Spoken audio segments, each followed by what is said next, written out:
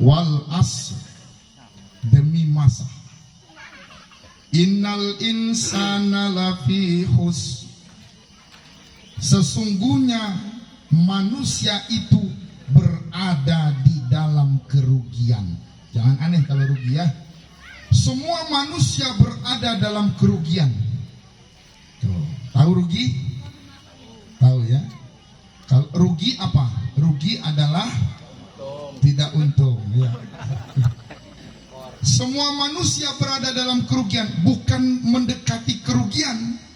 Kata Allah, semua manusia berada di dalam kerugian. Nah, ini seperti ikan dalam air. Manusia sudah berada dalam kerugian. Innal insana lafi khusr, sesungguhnya semua manusia. Nah, disebut manusia tuh, mau Islam dia atau agama apapun, nah semua berada di dalam kerugian. Kalau ada rugi berarti ada untung. Nah, tadi guru tanya, apa rugi itu? Rugi tidak untung. Kalau untung apa? Ya itu dibalik-balik aja itu ya. Kalau untung tidak rugi. Untung dan rugi itu bedanya hanya pada rasa. Kalau rugi rasanya tidak enak, kalau untung rasanya enak. Ya, sedap ya kalau untung. Jadi kenapa orang menginginkan keuntungan? Kenapa dia ingin untung? Karena tahu untung itu rasanya enak. Kalau rugi rasa tidak enak. Maka tidak ada orang yang mau rugi hidupnya. Tidak ada orang yang mau rugi aktivitas dunianya. Nah, bahkan orang sebetulnya tidak mau rugi di akhirat. Semua mau untung karena untung ini enak. Tuh, kalau rugi tidak enak. Semua manusia berada dalam kerugian, berarti semua manusia berada dalam keadaan tidak enak. Apa yang untung dan rugi? Di mana sasaran Allah? Allah jelaskan, Allah sampaikan, Tuhan berikan penjelasan.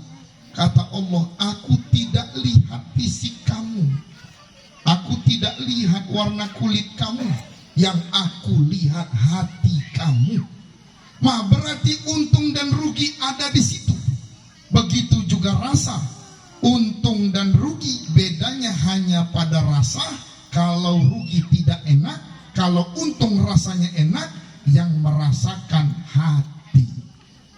Nah, maka sudah Tuhan sampaikan bahwa semua manusia berarti hatinya merasa tidak enak. Hatinya merasa gelisah. Hatinya tidak nyaman, enggak tenang, menderita, bingung, nah tertekan. Nah, ini udah banyak. Apa bahasa lain lagi? Bahasa Lampungnya apa tuh? Hah? Mak bangi. Ada? Nah, jadi semua manusia berarti dia bisa kelihatan enak, dia bisa kelihatan hidupnya senang, tapi tidak bisa dia bohongi batinnya, tidak bisa dia tipu hatinya sendiri. Dia merasakan kegelisahan, mungkin ada rasa takut, mungkin ada rasa khawatir berlebih-lebihan dalam hatinya ini tadi. Nah, inilah gejolak rasa tidak enak. Nah, ini yang disebut kerugian. Semua manusia berada dalam kerugian. Tapi ayatnya belum selesai itu ya. Kita sambung terus saja ayatnya ya. Innal insana lafi khusr illal ladzina amanu, kecuali mereka yang beriman. Nah, ini ada nih. Ini ada kecuali ini ya. Berarti kalau dia mau lepas dari rasa tidak enak, tidak ada pilihan beriman. Gak ada pilihan. Tuh, kecuali dia punya jalan lain, kecuali dia punya cara lain, silakan. Nah, untuk bisa lepas dari rasa tidak enak, kata Allah, nah beriman. Yang merasakan tidak enak, yang merasa menderita, yang merasa tidak tentram, yang mendapat kerugian hatinya, maka hatinya mesti masuk dan hidup nyata keimanan di dalam hati itu. Tuh, jadi jangan nanti iman di jidat atau di tangan, ya, atau di kuku. Nah, imannya letakkan di dalam hati. Ini iman, ya. Nah, iman berasal dari kata aminah, amanah, amanu tuh kalau baca ayatnya tuh. Artinya aman. Iman tuh aman. Nah, mereka yang hidup iman di dalam hatinya, maka ada rasa aman dalam hati itu. Ini manfaat iman itu, ada rasa aman dalam hati. Tuh, dari mana rasa aman dalam hati? Nah, iman ini hidup menyala, terang. Iman berfungsi, aktif iman dalam hatinya, maka dia semakin merasakan rasa aman. Nah, ini rasa aman. Nah, berarti sebaliknya, hati yang tidak aktif imannya, tidak hidup imannya, dia tidak merasakan rasa aman. Khawatir bisa, takut bisa, gelisah bisa. Padahal Allah sangat dekat kepada dirinya. Padahal Allah sangat dekat, Tuhan sangat dekat. Kalau ada yang bertanya tentang aku, katakan aku dekat. Wa nahnu aqrabu ilaihi min hablil warid. Aku lebih dekat daripada urat leher, urat nadi. Dekat sekali. Ya, kalau dekat api rasanya panas, kalau dekat es rasanya dingin. Allah yang sangat dekat. Nah, jangan tidak dia merasa aman. Ini harus aman. Karena Tuhan ini sudah luar biasa, sudah maha sempurna. Ya, maka disitulah hati hidupkan, aktifkan keimanan ini tadi. Nah, kalau sudah aktif, sudah hidup keimanan, bagaimana itu guru? Dijelaskan dalam surat Al-Anfal ayat kedua. Mereka yang beriman, yang apabila disebut Allah, hatinya bergetar. Nah, ini getar nih, jangan digemeteran, ya, bergetar. Tahu beda bergetar sama gemeteran? Kalau gemeteran tuh mungkin lapar, dia lapar, apalagi dia takut, ketakutan bisa gemeter tuh dia. Nah, ini yang bergetar hati. Berarti begitu iman masuk, aktif imannya, hatinya bergetar. Tuh, ya. Nah, kemudian begitu iman sudah masuk, sudah hidup, berarti zikir dia di dalam hati tadi itu. Nah, zikirnya berapa kali hidup? Apabila disebut Allah, hatinya bergetar. Nah, maka hatinya siapa yang menyebut Allah? Hatinya nyebut Allah. Terus sampai bergetar hati ini tadi. Nah, inilah kenapa kita belajar. Inilah kenapa kita mengambil ilmunya. Kenapa kita bertarekat. Tapi ingat ya, sudah bertarekat, kita ingat 20 kewajiban murid.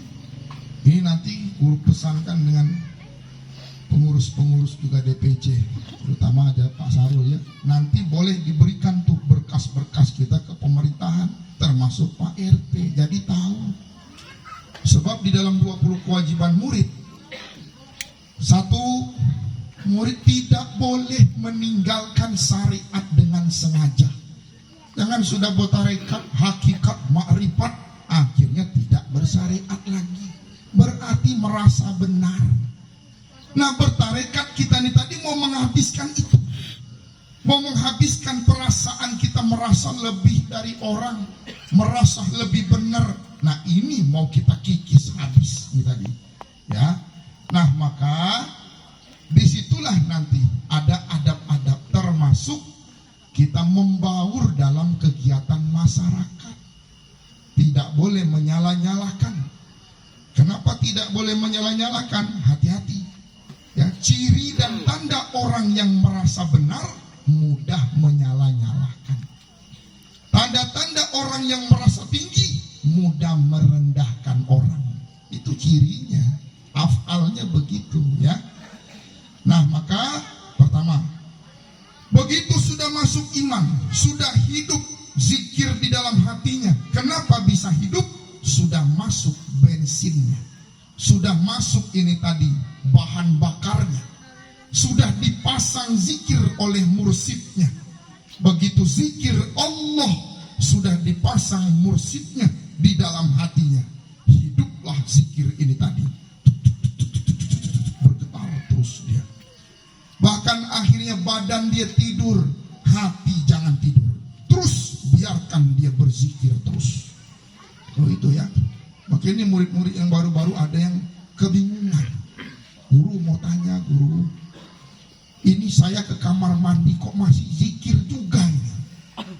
Takut salah ini tadi. Ya boleh. Tidak boleh berhenti. Tetap mau ke kamar mandi. Di dalam kamar mandi, apa aktivitas dalam kamar mandi? Hati harus terus berzikir. Tidak boleh berhenti berzikir. Bahaya nanti kalau hati berhenti berzikir. Nah kemudian kita tidak tahu ajal. Nah, sampai pada masanya nanti sakaratul maut. Nah pada waktu manusia mengalami sakaratul maut, sudah lepas kodrat, irodat, sama, basor, kalam. Sudah tidak bisa dengar apa-apa lagi. Udah gak bisa lihat apa-apa lagi. Udah pernah belum? Belum. Tapi nanti kita ngalamin. Itu pasti ngalamin tuh. Ya, nah mendekati memasuki proses ajal tadi. Nah sudah, jangankan ajal mau mati, tidur aja orang sudah tidak ingat lagi dunia. Saat tidur orang sudah tidak ingat lagi aktivitas dunianya. Punya janji dengan orang lupa, punya masalah dia lupa. Oh pusing dengan utang aja, lupa tuh waktu tidur. Kalau gitu tidur terus gitu. Tapi jangan coba-coba waktu bangun. Waktu tidur dia lupa, begitu bangun dia ingat lagi semuanya. Pusing lagi dia. Nah ini ya. Nah maka terus hidupkan. Sudah dia hidupkan, sudah aktif iman dalam hatinya, sudah hidup zikir dalam hatinya, tapi ternyata belum bebas dia dari kerugian. Kenapa dia belum bebas dari kerugian? Karena baru sebatas ilal lazina amanu. Dia belum melaksanakan wa amilus solihati, wa tawassau bil haq, wa tawassau bis sabr. Ini mesti dipraktekkan. Kalau ini dilaksanakan pasti nggak ada mudah-mudahan tuh. Pasti sampai kita kepada lepas kerugian dalam hati itu. Lepas rasa tidak enak dalam hati. Begitu, baru nanti sadar. Ternyata yang bikin manusia selama ini tersiksa batinnya, yang bikin manusia selama ini tidak nyaman dalam hatinya, yang membuat dia tidak enak, ternyata bukan sesuatu yang ada di luar tubuhnya. Bukan. Apa penyebab manusia akhirnya mengalami penderitaan batin? Cuman karena satu sebab. Apa keinginan dan selera dalam hati tidak tercapai, udah pasti itu menderita. Pokoknya dia pengen ini, mau ini, enggak dapat, wah sudah. Dia pengen ini, dia mau ini, yang dia inginkan, dia kejar, kemudian enggak dapat, nah sudah, mulailah akhirnya dia tersiksa. Ini kalau tidak dapat dia tersiksa, kalau dapat tidak puas, itu nggak puas. Maka akhirnya berapa banyak orang sibuk habis-habisan waktunya, bahkan lalai dari beribadah. Apa yang dia kejar sih? Dunia. Begitu dia oke, bisa dapat dunia, tapi sebanyak-banyaknya dia dapat, tapi tidak mendapat rasa puas. Artinya tidak mendapat rasa cukup. Selalu kurang, selalu kurang, selalu kurang. Enggak enak juga. Enggak dapat, enggak enak, dapat juga enggak enak. Sama aja gitu ya. Itu begitu. Nah maka ingat, murid-murid sekalian, itu amalan sudah ada dari guru-guru kita ya, dari musik. Diamalkan. sungguh-sungguh diamalkan. Nah, nanti apa penjelasan-penjelasan guru langsung praktekkan nanti. Nanti langsung dipraktekkan biar kita jelas bukti dan hasilnya. Ini mirip seperti guru kasih penjelasan tentang cara bikin soto. Nah, ini ya cara bikin soto tahap 1. Ya.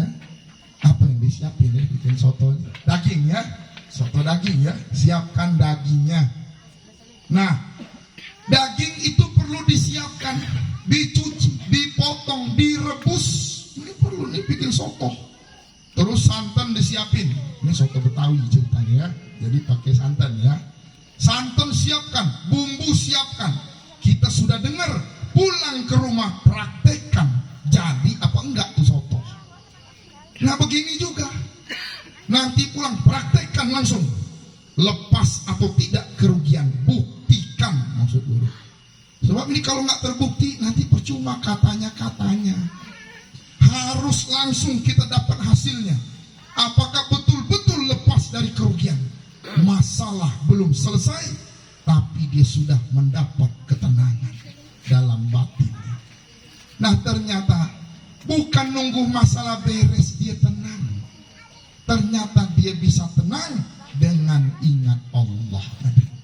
Itu bilang, ala bizikrillahi tatmainul qulub. Hanya dengan ingat Allah hati tenang. Ini tenang ya. Nah, yang pertama tadi sudah ilal lazina amanu, kecuali mereka yang beriman. Apa sih untungnya iman ini mesti diaktifkan, dihidupkan. Nah, sholat kita jangan ditinggal dengan sengaja.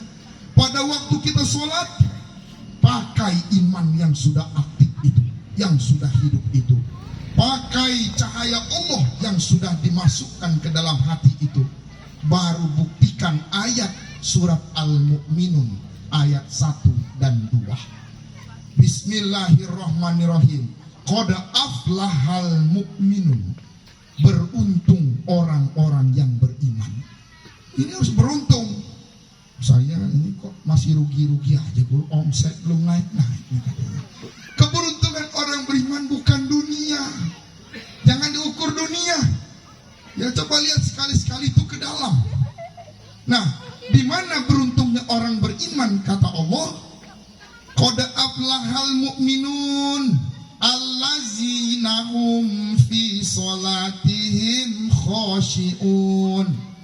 Beruntung mereka yang beriman, mereka yang khusyuk dalam sholatnya. Ini jangan gak khusyuk. Nah, alhamdulillah sudah dibuktikan. Terus baru tahu tuh khusyuk akhirnya. Nah, itu ya kenapa akhirnya dia tidak khusyuk? Karena nyari khusyuk dalam sholat susah. Ya gak ketemu-temu. Cari khusyuk di luar sholat, dapat khusyuk, pakai khusyuknya saat sholat, baru akhirnya dibuktikan. Barulah bisa sampai kepada kehusuan. Ini disebut, dikatakan Tuhan tegas bahwa beruntung orang-orang beriman, mereka lah yang khusyuk dalam sholatnya. Khusyuk, pasti khusyuk begitu. Asalkan betul-betul iman dipakai dalam sholat. Jaga-jaga, hati-hati, waspada. Kalau iman tidak kita bawa nanti dalam sholat, apa yang terjadi? Nah, masuk allazi yuwaswisu fi sudurinas. Itu ada yang bisik-bisikin ya tuh. Tahu yang bisik-bisik tuh? Lagi sholat bisa dibisikin tuh. Bisa kena bisikan, bisa. Maka hati-hati, waspada.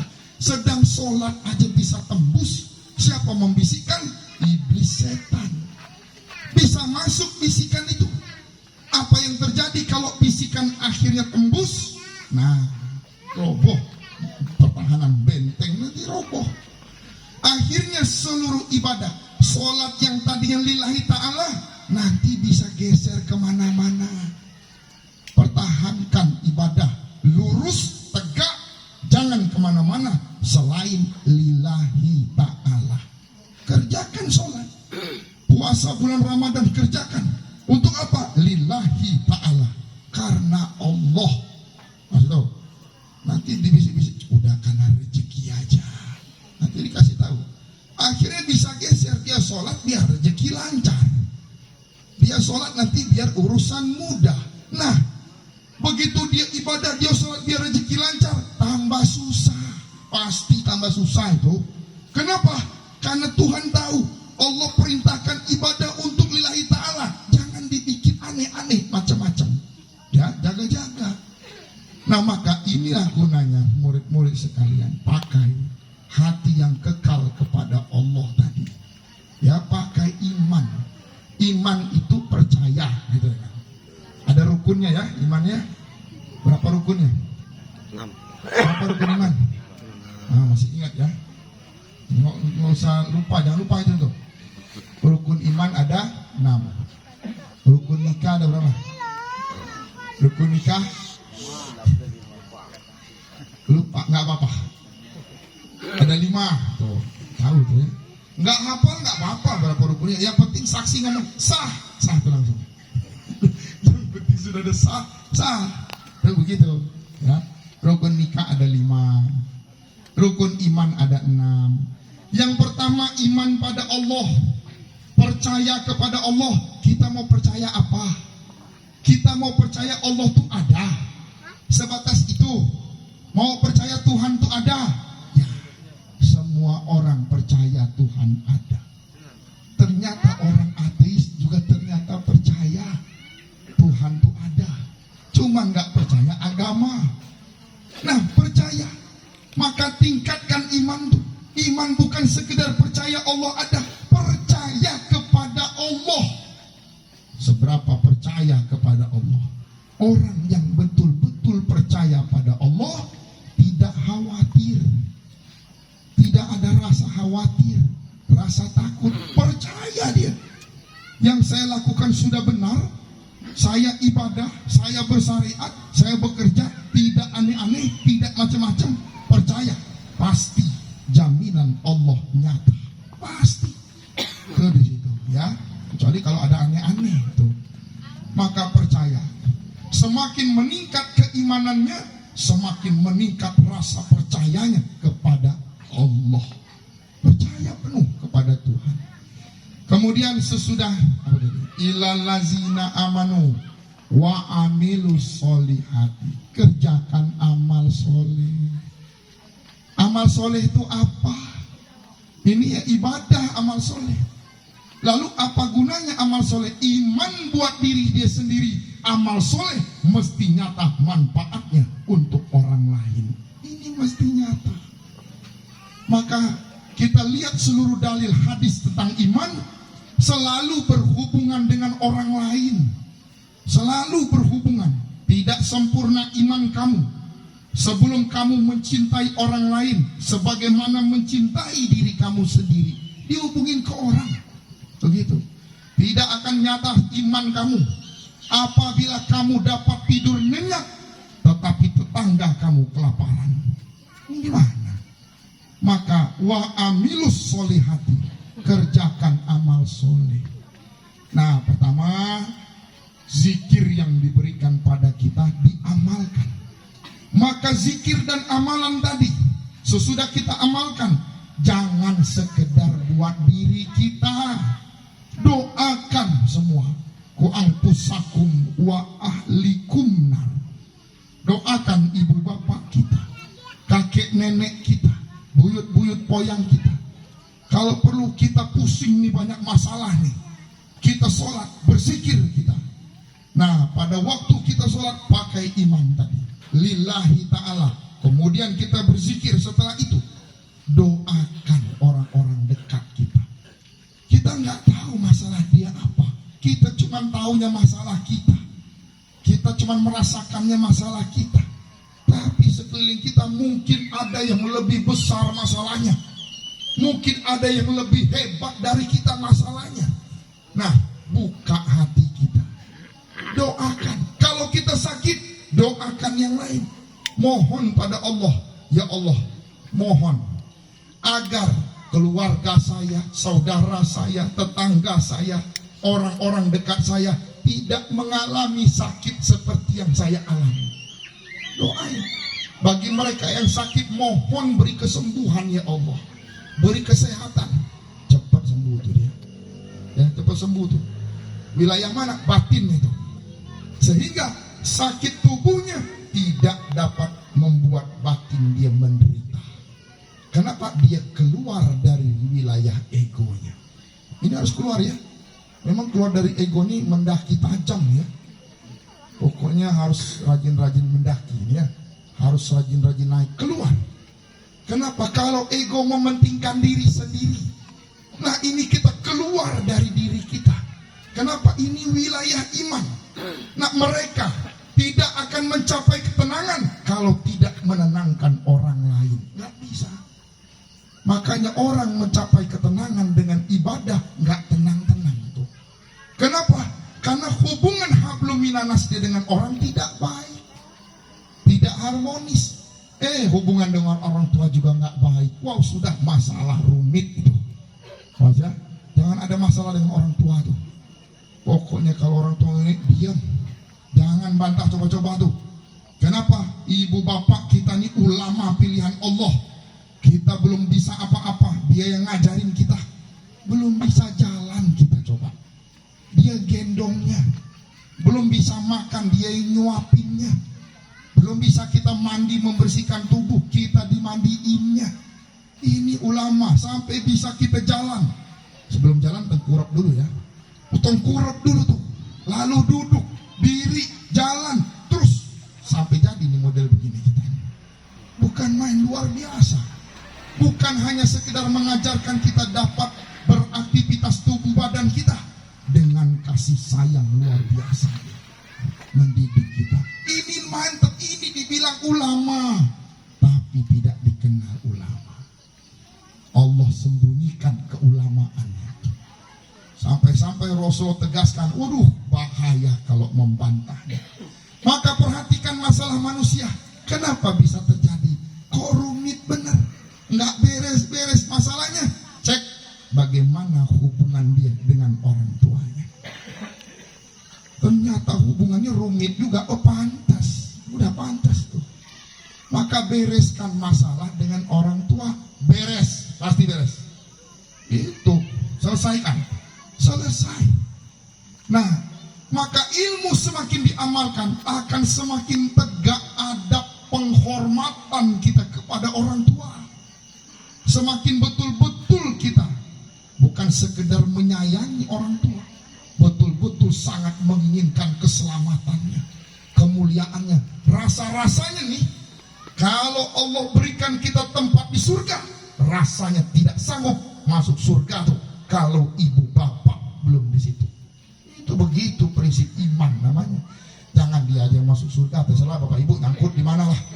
Yang penting saya disampaikan. Jangan itu ego. Coba ibadah. Seluruh ibadah, zikir kita. Kita mau selamatkan ibu bapak kita. Kita mau surgakan ibu bapak kita. Oh itu amalan kamu buat apa? Ya nggak ada sih amalan saya, tidak ada buat apa-apa. Cuman amalan inilah saya mau mensurgakan ibu bapak saya. Nah ini, ya.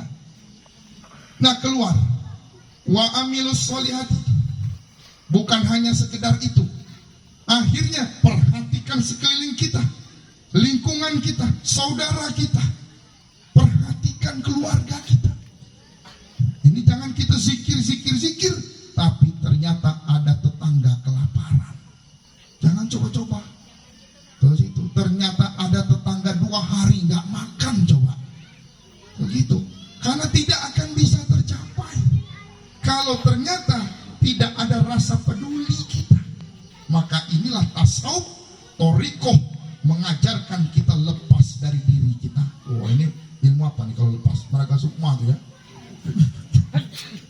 Tapi ini bukan meraga sukma model dulu tuh ya. Gitu. Keluarlah. Nah, tidak akan bisa bahagia kalau kita nggak bahagiain orang, nggak bisa. Begitu. Orang kalau dapat sesuatu nih, rasanya enak apa bahagia? Enak apa bahagia? Kalau dapat yang kita pengen, rasanya apa? Enak apa bahagia? Enak, rasanya enak. Orang pengen ini, dapat, enak. Orang kerja terima gaji, enak tuh senang. Bedakan senang dalam hukum ilmu psikologi, dalam bahasa psikologi. Beda antara senang, bahagia, tentram, damai, nyaman. Ini beda-beda. Nah ini senang, kerja terus terima gaji, senang. Begitu. Terus hasil panen, senang. Gagal panen, oh sedih ya, kecewa. Ini senang. Nah, bahagiakah kita? Dapat harta, senang. Dapat warisan, senang. Bahagia nggak? Belum. Orang belum bahagia. Ternyata kesenangan itu didapat dengan kita menerima, bahagia itu dengan memberi. Nggak akan bahagia kalau nggak memberi. Rasulullah sudah tegaskan, tangan di atas lebih baik daripada tangan yang di bawah. Ini lebih baik. Kenapa nggak bahagia? Bahagia hidup. Rumah tangga bisa cekcok terus, kurang memberi. Maka sering-sering berbagi, sering-sering memberi. Nggak usah khawatir kok. Yang makin sering memberi, makin melimpah kok. Tuh itu. Nah, bukan cuma sekedar sesama saudara pila, semua. Bahkan mungkin dia bukan Islam, mungkin agama lain, tetap manusia. Kecuali bukan manusia ya, manusia jadi-jadian. Ini selama dia manusia, perhatikan. Ini ilmu. Nah ilmu inilah mengajarkan kita keluar dari ego, hancur leburkan, babat habis ego kita itu. Selama ini kita yang mau begini, kita pengen ini, kita mau ini, nggak dapat kecewa. Kalau dapat nggak puas, nah sudah, akhirnya keluar. Maka hukumnya tidak akan berubah. Kalau kamu mau tenang, tenangkan orang. Kalau mau bahagia guru, bahagiakan orang. Kalau mau mudah guru, mudahkan orang. Kalau mau sulit bisa guru, bisa persulit orang, sulit kita. Itu begitu. Nah maka kelihatan mudah hidup orang tuh. Kenapa? Dia banyak memberi kemudahan dengan orang. Kelihatan sulit benar hidup dia. Coba cek siapa yang dia persulit. Ya. Nah maka disinilah, inilah apa yang kita beri, ya itu yang kita dapat kok. Nah maka ini Islam namanya. Bukan jangan sekedar selamat sendiri, harus dapat kita menyelamatkan, harus menjadi rahmat diri kita nih. Kalau yang tadi sambutan Pak Rahmat, betul ya Pak Rahmat ya. Nah ini harus betul-betul jadi rahmat. Wa ma arsalnaka ila rahmatan lil alamin. Itu tujuan kamu diutus ke alam dunia adalah untuk menjadi rahmat bagi seluruh alam. Nanti dulu seluruh alam lah. Ya alam dunia ya. Nanti dulu alam dunia luas-luas lah. Alam keluarga dulu. Nah bagaimana kita menjadi rahmat di keluarga kita, keluarga besar kita. Pokoknya harus jadi rahmat. Apa penilaian dia, apa omongannya, mungkin difitnah, mungkin direndahkan, mungkin dihina. Kalau iman betul-betul aktif, tidak terganggu kita. Tidak, itu urusan dia. Urusan senang gak senang urusan orang. Urusan kita jangan masuk rasa benci. Jangan masuk rasa benci dengan orang. Jangan masuk rasa gak senang dengan orang. Kenapa? Sudah tahu dampaknya. Begitu masuk rasa benci, kita cek aja. Kita ada bencikah dengan orang? Ada rasa gak senangkah dengan orang dalam hati? Itu yang bikin banyak urusan gagal. Gagal. Orang yang dibenci sih aman-aman aja ya, nggak kenapa-napa gitu. Apa mungkin kita benci lalu tahu-tahu dia besok tabrakan? Nggak juga. Perhatikan, orang yang kita benci bisa tambah berhasil. Bisa itu. Oh jadi begitu rumusnya guru ya. Jadi kalau mau berhasil harus banyak yang benci nih. Begitu. Tapi iya juga, memang begitu ya. Cuman nggak boleh mohon-mohon. Ya Allah. Dia mohon biar banyak yang benci saya. Ini nggak boleh. Doa begitu jangan coba-coba ya. Tapi memang perhatikan orang-orang yang berhasil di keluarga, di lingkungan, tokoh-tokoh, pelajari semua tuh. Tuh CV-nya tuh pelajari. Ternyata dia dapat naik karena banyak yang tidak senang pada dia. mungkin banyak hujatan, banyak fitnahan, dan dia bertahan untuk tidak membencinya. Hebat tuh. Nah ini Islam bener nih. Ini Islam. Maka kita lihat Islam ini dari apa? Apa kita lihat Islam sekedar simbol? Maka lihat Islam sangat luas. Perbuatannya, sifatnya. Nah itu begitu ya. Nah maka inilah guru sampaikan ke kita. Terus begitu. Tadi baru sampai mana tuh? Wa amilus solihati. Tuh, kerjakanlah amal soleh. Semakin mengerjakan amal soleh, semakin lepas ego kita. Nah semakin kita peduli, semakin mudah memberi. Tuh orang minta tolong, tolong. Kalau perlu jangan diminta tolong, tolong langsung tuh. Kenapa? Ketangkap sama batin tuh. Dia minta tolong nih. Begitu ya, tapi jangan coba-coba yang begitu ya. Kenapa nanti nerawang? Tuh coba diterawang dulu nih, siapa yang butuh pertolongan. Sudah kalau ada yang datang minta tolong-tolong lah. Apa aja kita bisa bantu-bantu. Tuh gitu. Semakin hidup kita memudahkan. Tuh gitu. Gak ada orang yang semakin dia memberi, semakin memudahkan orang, hidup dia sulit. Gak ada. Gak ketemu tuh yang begitu. Tuh gitu ya. Kelihatan kayaknya hidup dia pas-pasan aja guru. Padahal luar biasa itu dia. Jangan lihatnya secara zahir. Apa yang luar biasa? Mungkin dia tidak dapat harta luar biasa. Dia mendapatkan rezeki ala kadarnya. Tapi dia tidak pernah mendapat rasa kurang. Dia selalu mendapat rasa cukup. Nah ini luar biasa ini. Ini udah banyak-banyak, nggak pernah cukup. Aduh menderita benar tuh. Tapi mendingan ya, udah nggak ada, nggak cukup. Itu. Nah jadi gitu ya. Terus apa tadi lanjutnya? Watawasau bil haq, watawasau bis sabr. Tuh, saling mengingatkan, menasehati dalam kebenaran, dalam kesabaran. Gimana cara saling nasihati? Datang ke orang, terus kita ceramah, assalamualaikum, gitu. Terus kita keluarin dalil, bukan gitu. Watawasau bil haq. Tuh, watawasau bil haq. Diajak kita melakukan kejahatan, melakukan kerugian, melakukan dosa, tahan, jangan. Ini watawasau bil haq. Jangan coba-coba melakukan dosa. Kenapa guru? Karena dosa dampaknya lebih bahaya lagi, merusak hubungan dengan Allah. Ini bahaya. Maka bertahan. Mau godaan, ajakan teman ini, diajak melakukan ketidakbenaran, jangan coba-coba. Tahan. Ini diuji. Bisakah melaksanakan watawasau bil haq? Terus apa lagi? Watawasau bil sabar. Akhirnya apa?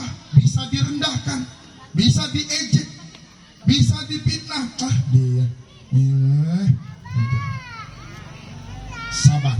Jangan dilawan dengan keburukan. Kenapa? Ya rugi. Tetap nggak bisa keluar dari kerugian nanti. Nah ini sudah rumus paten. Iman sudah masuk, iman sudah aktif, sudah hidup, berzikir dalam hatinya. Syariat jangan tinggal dengan sengaja. Terus dia beribadah. Selesai dia sholat, doakan banyak. Keluarga doakan. Zikir dipakai itu. Hadiahkan. Terus praktek dalam keseharian. Kepedulian. Nah, ini dengan manusia. Bukan hanya manusia, seluruh makhluk. Maka orang yang watawasau, orang yang wa amilus solihati, tidak mungkin merusak, tidak akan mungkin berselisih, nggak akan ribut satu dengan yang lain. Kenapa? Yang melaksanakan wa amilus solihati. Nah ini ya. Tapi ada ini dia ngajak saya ribut terus guru. Ya jangan diladenin. Kalau diladenin ya ribut juga, nggak wa amilus solihati nanti. Terus itu ya. Maka di sini bertahan. Wah, mulai diajak yang tidak benar, tahan. Kekal hati pada Allah. Tuh gitu. Berlindung kepada Allah, kepada Tuhan. Mau godaan sehebat apapun, ya, terus kita berjaga-jaga, waspada. Pokoknya jangan melakukan sesuatu yang merugikan, perbuatan tidak benar, jangan aneh-aneh juga. Begitu. Nah kemudian apapun penilaian orang, sabar, jangan terganggu. Jangan keburukan dibalas keburukan. Gitu ya. Nah maka selesai. Masih ada lanjutan nggak ayat itu? Sudah kan ya? Sudah ya. Wa tawassaw bil haq wa tawassaw bil haq. Udah itu shadaqallahul azim. Itu. Maha benar Allah, maha benar pasti dengan segala firman-Nya itu ya. Nah maka laksanakanlah sungguh-sungguh. Sebab manusia tidak ada yang ingin hidupnya rugi, tidak ada. Tidak ada manusia yang ingin hidupnya itu menderita, tidak ada. Semua mau untung. Nah, maka dengan kita sholat, kita berzikir, kita mendoakan keluarga, mendoakan seluruh saudara, tetangga kita. Kemudian peduli, lakukan perbuatan sebaik-baiknya. Nah, bertahan tidak melakukan dosa. Dan tahan, jangan dilawan. Mau omongan apa, ucapan apa, fitnahan apa, nggak usah ditanggepin. Tuh begitu. Nah maka dengan begitu baru ayatnya qad aflaha man zakkaha. Beruntung orang-orang yang mensucikan dirinya. Ini beruntung. Maka ada ayat rugi, ada ayat untung ya. Nah, bagaimana dia bisa lepas dia dari kerugian, dia untung? Nah itu.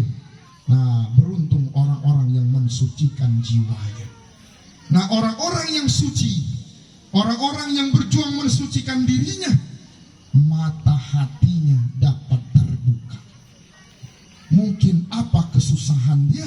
Karena melihat orang susah, dia susah. Tuh gitu. Ini orang susah, biarin aja. Itu orang kok. Yang penting bukan kita yang susah. Nah, ini buka mata batin. Maka semakin terbuka mata hati dengan ridha Allah, maka semakin nyata harus betul-betul manfaat diri kita menjadi contoh, menjadi teladan. Tidak akan mungkin ada bahaya yang bisa menimpa diri kita. Demikian. Wabillahi taufik wal hidayah. Assalamualaikum warahmatullahi wabarakatuh. Waalaikumsalam warahmatullahi wabarakatuh.